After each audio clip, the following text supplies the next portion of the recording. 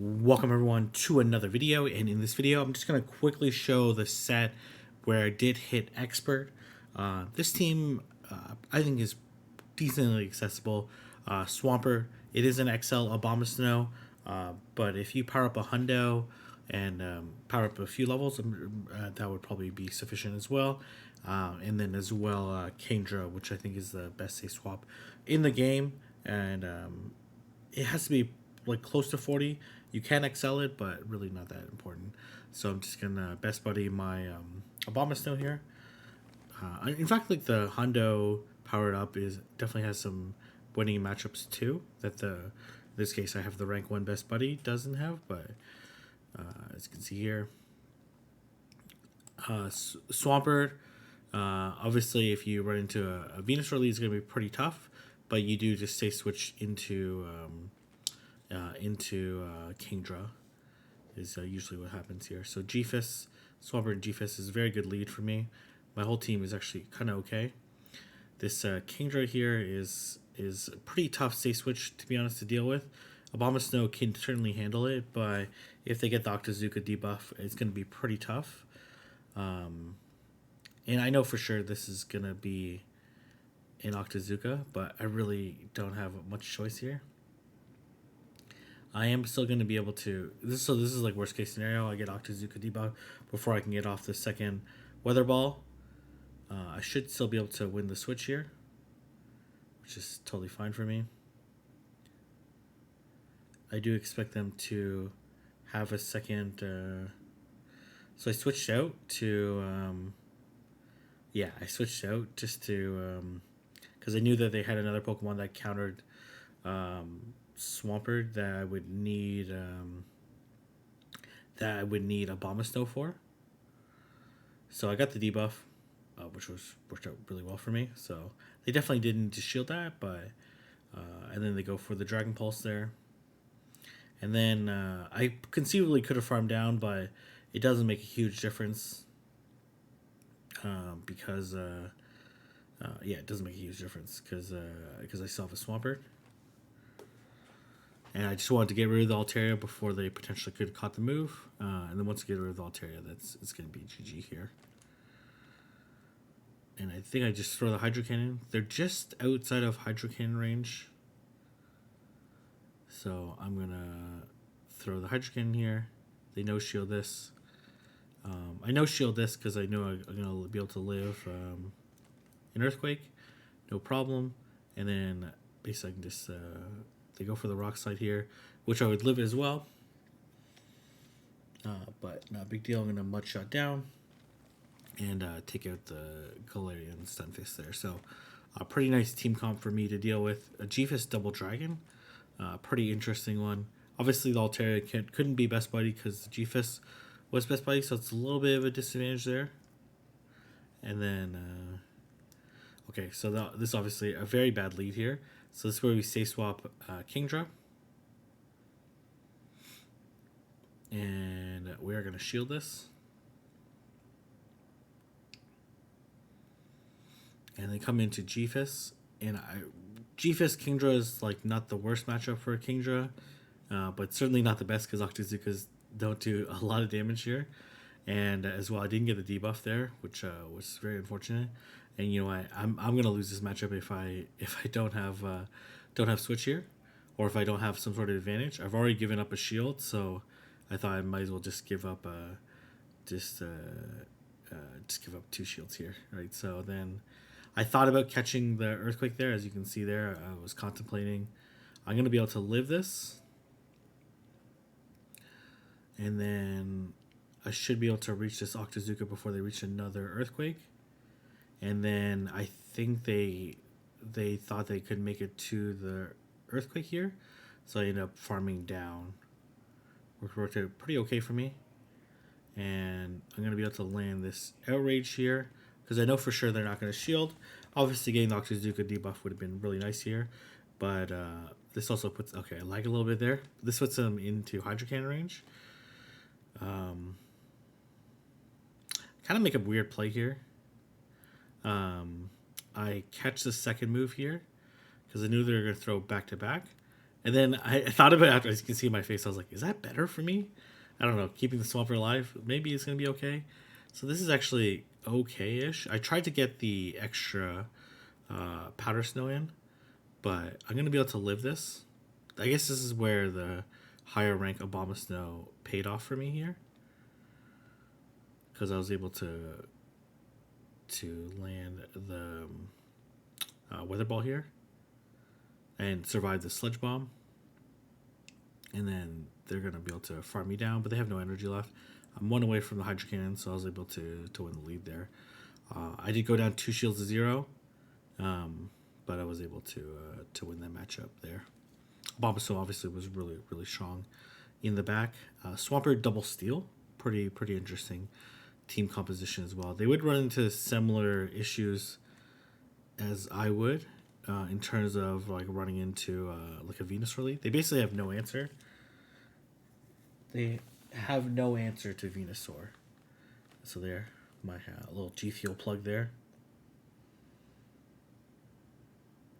And this is part of the reason why I'm not a huge fan of climbing so quickly, is that this was actually a pretty insane game here. So Clefable. So what I like to do here is I like to throw at 7 mud shots. The reason I like to throw at 7 mud shots is that I'm throwing at 7 seconds. 5 charms is 7.5 seconds. So I'll only give up 1 turn. And then here I'm going to throw at 4. They did lag a little bit there. So that's the reason why I was kind of thrown off there. And then this is a good matchup for me. I'm not going to shield this. First off, I don't know if they have Blizzard. They do have Blizzard. I can still live a Weather Ball. So I'm going to build up a little bit here. They did get a Mud Shot through, which is not great for me. And I didn't get a Powder Snow through. This is definitely not a Blizzard. So it's going to be a Weather Ball. And then this is actually a CMP tie to this Energy Ball. And then I let this go. I know what's in the back. It's going to be a Venusaur, right? They wouldn't be fighting this hard for Switch without being a Venusaur. So I decided to switch out and get a little bit of energy advantage for this Clefable. I did lag a little bit there. They have enough energy for the Moonblast now. And they get no charm through that time, which makes sense. And then I get the debuff, which is extremely fortunate for me, or else I'd be way lower. And then I know this is a Weather Ball. I double resist Weather Ball, so it's not that big a deal. And then I land the Outrage here. And I take out the... I know it's coming. I didn't switch because I wanted to potentially preserve the sack swap there. And then I'm going to throw the Earthquake here. And then I just need to make it to another Earthquake. I do have a... And so they got the Vine Whip there through there, but I'm going to be able to KO with this Earthquake and take out the Venusaur. So pretty tough. They fought really hard for Switch, and they were willing to give both shields, and it almost worked out in their favor.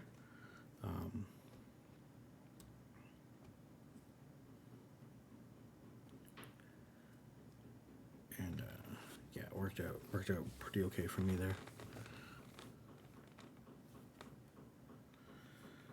As you see, if you want to see some of my battles live, suggest some teams, kind of hear my thoughts in real time, ask you some questions, then you can check me out at twitch.tv/KingIV.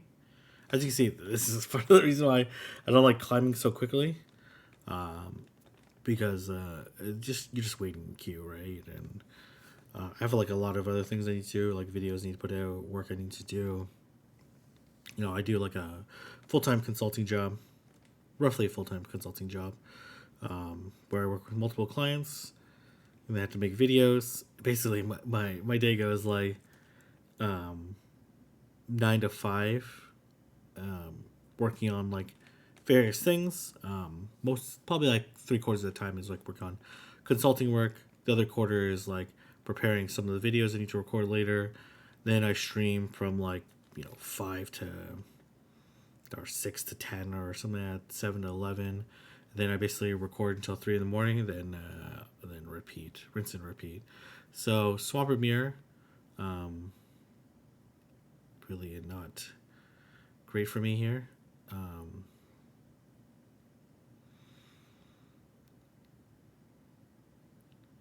So I know they're going to win CMP, so I'm not going to throw right away. They're going to throw right away. And I'm going to build up just before the Hydro Cannon. And then if they end up no shielding here, and I end up KOing their Swampert,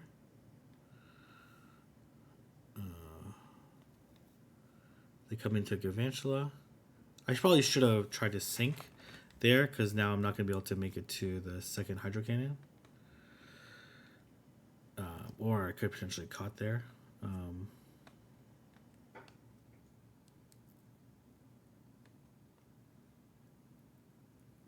And then they come into Charm Ninetales. Honestly, I just can't beat it, right? They make some crazy calls here. I bait twice, and they decide to no shield.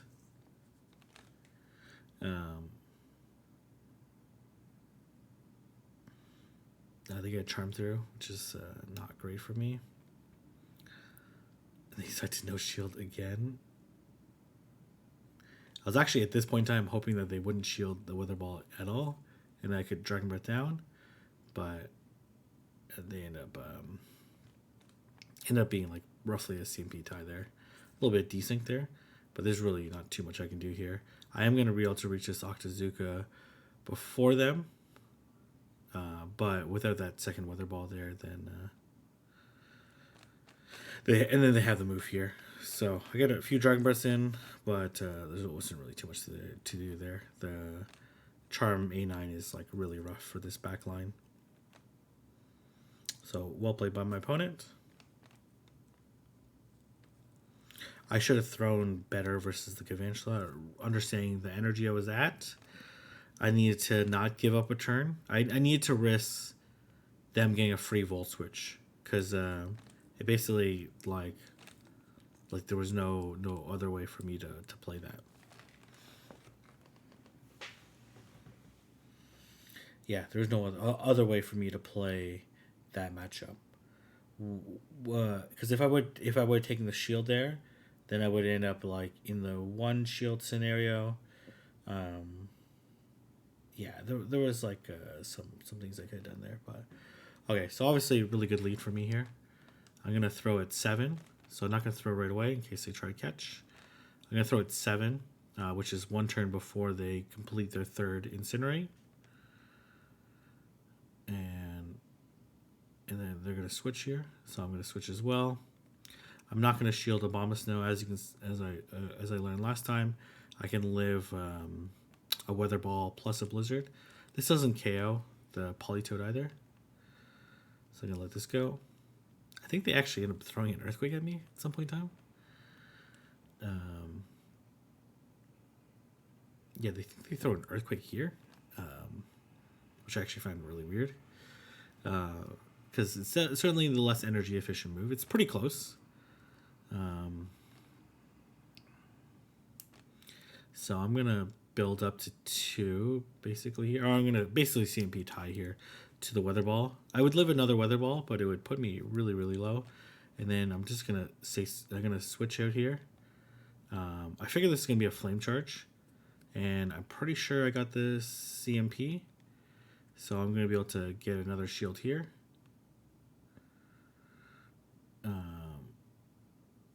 And they come into Umbreon, and this game's over, right? Like, there's not really too much they can do.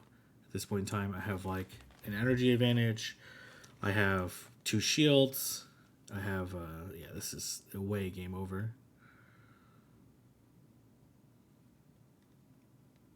And I live, I got an extra mud shot through. They foul played me here. I bank the Hydro Cannon. I'm going to throw here. This is a CMP. So I'll just sack Abomasnow at this point in time.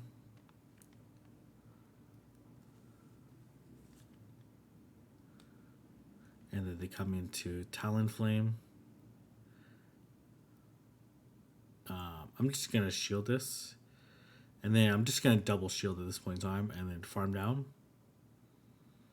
Yeah, I thought about throwing there. And I think Kingdra does win CMP versus Talonflame. But I have a very clear win con here, which is basically just double shield and farm down and then land the Outrage onto the Umbreon.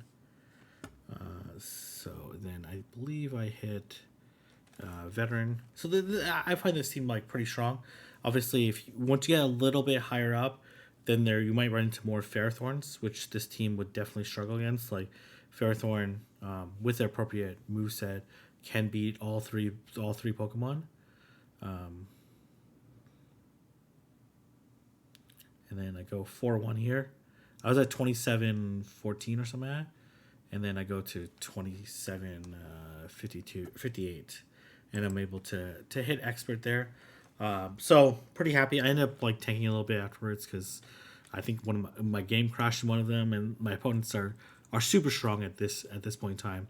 Like if this was in the leaderboard, this would probably be like I'd probably be like around between 100 and 150. So my opponents are super strong. They're very familiar with their team, so it's pretty tough for me to climb past here. But hopefully you found this team interesting. I thought I'd just cast this one set here.